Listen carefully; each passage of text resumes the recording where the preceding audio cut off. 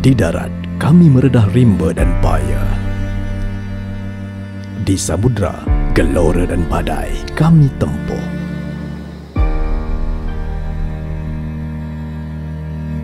Di langit, kami terus siap siaga.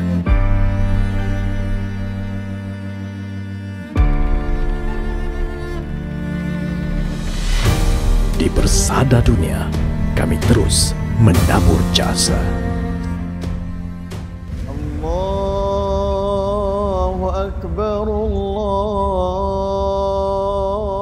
Akbar, Allah. Segalanya demi negara dan rakyat di bawah naungannya, agar lebaran ini dapat disambut dengan penuh ceria dan bermakna. Selamat Hari Raya Aidilfitri.